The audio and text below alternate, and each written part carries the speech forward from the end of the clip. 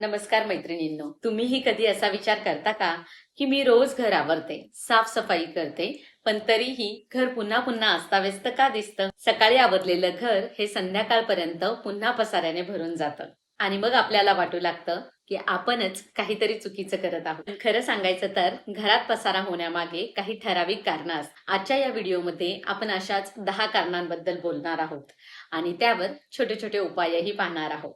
चला तर मग सुरुवात करूया. पहिला पॉइंट म्हणजे घरात गरजेपेक्षा जास्त वस्तू असणे. घर हे कितीही मोठं असलं तरी जर वस्तूंची संख्या जास्त असेल तर पसारा होणारच. अनेकदा आपण कधीतरी उपयोगी पडेल म्हणून वस्तू जपून ठेवतो, पण तुम्ही पाहत असाल प्रत्यक्षात त्या वस्तू वर्षानुवर्ष वापरल्याच जात नाही. तर यावर उपाय काय? दर महिन्याला थोडं थोडं डिक्लटर करा आणि न वापरणाऱ्या वस्तू या घरातून बाहेर काढा. मग त्या कोणाला देऊन टाका किंवा भंगारात द्या. फारच खराब असतील तर भंगारात द्या आणि जर वापरण्यायोग्य असतील तर त्या कोणाला तरी देऊन. दुसरा पॉइंट म्हणजे प्रत्येक वस्तूची ठरलेली जागा नसते. जेव्हा वस्तूंची निश्चित जागा नसते, फिक्स जागा नसते, तेव्हा त्या कुठेही पडलेल्या दिसतात. मग रिमोट सोफ्यावर असेल, चावी डायनिंग टेबलवर असेल किंवा बॅग खुर्चीवर, अशी परिस्थिती असते. मग त्यावर उपाय काय? प्रत्येक वस्तूची एक कायमची फिक्स जागा करायची, ठरवायची आणि ती वस्तू वापरल्यानंतर पुन्हा त्याच जागी ठेवायची. तिसरा पॉइंट म्हणजे वस्तू जागेवर ठेवण्याची सवय नसणे. आपण वस्तू वापरतो पण त्या लगेच जागेवर ठेवत नाही. नंतर ठेवते असं म्हणत म्हणत छोटा पसारा हा मोठा होतो. मग त्यावर उपाय काय? वापरलेली वस्तू लगेच त्या त्या ठिकाणी, योग्य ठिकाणी ठेवण्याची सवय लावा. चौथा पॉइंट म्हणजे नवीन वस्तू सतत घरात आणणे. सेल लागला असेल, ऑफर असेल किंवा ऑनलाईन शॉपिंगमुळे अनेक अनावश्यक गोष्टी ह्या घरात येत असतात. पण त्याच वेळी जुन्या वस्तू मात्र घराबाहेर जात नाहीत.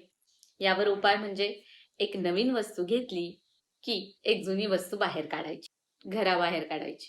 पाचवा पॉइंट म्हणजे दररोजची छोटी छोटी आवराआवर न करणे. जर आपण रोज 10-15 मिनिटे व्यवस्थित आवराआवर केली नाही तर काही दिवसातच घर हे खूप अस्ताव्यस्त दिसू लागते, घरात खूप पसारा दिसू लागतो. मग त्यावर उपाय काय आहे? रोज थोडा वेळ 15 ते 20 मिनिटं देऊन घर हे नीट करावं. सहावा पॉइंट म्हणजे घरातील सर्व कामांची जबाबदारी ही एकाच व्यक्तीवर असते. जर सगळंच काम एकाच व्यक्तीने करायचं असेल किंवा एकाच व्यक्तीने केलं तर थकवा येतो आणि घर सांभाळणं कठीण होतं. घर हे सगळ्यांचं आहे आणि त्यामुळे जबाबदारी पण सगळ्यांची असली पाहिजे. मग त्यावर उपाय काय आहे? घरातील प्रत्येक सदस्याला छोट्या छोट्या जबाबदाऱ्या द्या. छोट्या मुलांना त्यांना जमेल अशी कामं त्यांच्यावर सोपवा आणि मोठ्यांसाठी मोठी कामं.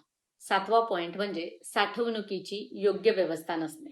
जर कपाट, ड्रॉवर किंवा मग स्टोरेज हे व्यवस्थित नसेल तर वस्तू शोधणं आणि ठेवणं या दोन्ही गोष्टी कठीण होऊन जातात. म्हणून त्यावर उपाय आहे बास्केट, डबे किंवा डिव्हायडर्सचा वापर करून वस्तू या व्यवस्थित प्रॉपर ठेवल्या पाहिजेत.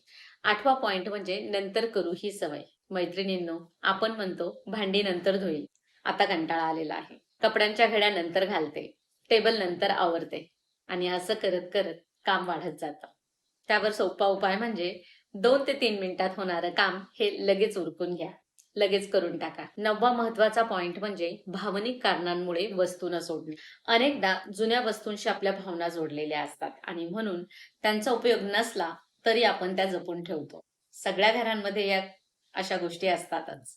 त्याच्यावर उपाय आहे त्या वस्तूंशी निगडीत, त्या वस्तूंशी जोडल्या गेलेल्या आठवणी ह्या मनात ठेवायच्या आणि प्रत्येक वस्तू जपून ठेवणं गरजेचं नसतं. 10वा पॉइंट म्हणजे परिपूर्ण घराची अपेक्षा ठेवणे.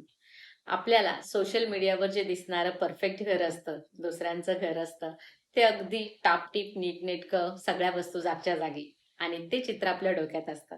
पण वास्तवात प्रत्येक घरात थोडाफार पसारा हा होणारच आणि हे साहजिक आहे. आणि महत्वाचं म्हणजे घर परफेक्ट असणं गरजेचं नसतं, तर ते आरामदायक, व्यवस्थित असणं गरजेचं असतं. म्हणून याच्यावर उपाय आहे परफेक्शनपेक्षा सातत्यावर भर द्या. मैत्रिणींनो, घरात पसारा होणं ही काही मोठी समस्या नाही. पण जर आपल्याला त्यामागची कारणं समजली तर ती हळूहळू बदलणं खूप सोपं होतं. लक्षात ठेवा, स्वच्छ आणि नीटनेटकं घर हे एका दिवसात तयार होत नाही, तर ते छोट्या छोट्या सवयींमुळे तयार होत असतं. तुमच्या घरात पसारा होण्यामागचं सर्वात मोठं कारण कोणतं आहे हे मला कमेंटमध्ये नक्की सांगा. आणि अजून कोणत्या विषयांवर नवीन व्हिडिओ पाहायला तुम्हाला आवडतील हेही मला कमेंटमध्ये नक्की कळवा. जर हा व्हिडिओ तुम्हाला उपयुक्त वाटला असेल तर ह्या व्हिडिओला लाईक करा, शेअर करा तुमच्या मैत्रिणींबरोबर आणि अशाच घर व्यवस्थित ठेवण्याच्या, डिक्लटरिंगच्या आणि जीवन अधिक सोपं बनवणाऱ्या व्हिडिओजसाठी चॅनलला सबस्क्राईब करायला विसरू नका. भेटूयात पुढील नवीन व्हिडिओमध्ये. तोपर्यंत काळजी घ्या. धन्यवाद.